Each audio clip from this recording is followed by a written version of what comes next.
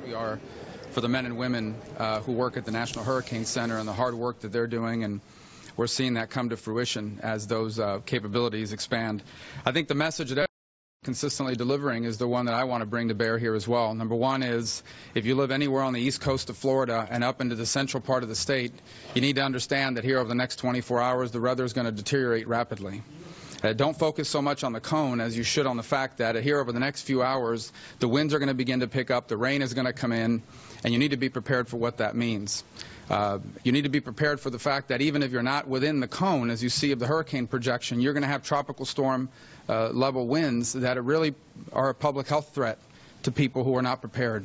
And so I would encourage everyone on the east coast of Florida to prepare for the storm as if the cone was headed right for you. And if you're over-prepared and it passes and it doesn't impact you, nothing's been lost. If, however, it catches us by surprise, if there's any change in the track at the last minute, you will not have the capability to move quickly. I want to take this opportunity to encourage both public and private employers to consider allowing their employees to go home a little earlier today. Sundown on the East Coast is going to be around 7:15 p.m. So if people have to put up shutters, they've only got a handful of hours to do it. I would encourage homeowners to look at their insurance policy. Many people don't realize that their home is insured as a home with shutters. If you do not use these shutters and you suffer damage, you may not be covered, depending on your insurance policy. So I hope employers will consider doing that, allowing employees to go home a little earlier today so they can make preparations to secure their homes as well. Obviously, from the federal perspective, we're interested in three key things. Number one, the Coast Guard is monitoring all of our ports. These ports, in many cases, are the way we get fuel into our stations and other products into our stores. And I know they're doing an excellent job of keeping an eye on that. At some point here over the next few hours, these ports will close. And that will eventually play out over the next couple days. The second thing is being in contact with the Army Corps of Engineers, which manages Lake Okeechobee, which is a big part of the way we manage water in Florida. And, of course, always concerned about some sort of event that would breach the dike at Lake Okeechobee, the impact that could have south of the lake, and the water management issues it can create beyond.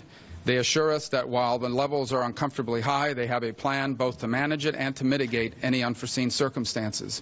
The third is we've been in contact with local governments about being prepared to present as necessary once a declaration is made for the FEMA process. We are still today dealing with FEMA reimbursements that go back a decade, and we want to make sure that none of our local governments find themselves in a situation where they have a problem getting reimbursed by FEMA. And so we, again, are going through that process and ensuring that all of our local governments are prepared for their FEMA claims. But I go back to the point I started with, and that is no matter where you live on the east coast of Florida, you are going to be impacted by either a tropical storm or hurricane-force winds over the next 24 to 36 hours. You only have a handful of hours to prepare. If you have to put up manual shutters, not the accordions, you only have a handful of hours to do that now. And I would encourage employers, both public and private, to consider allowing employees to have adequate time to get home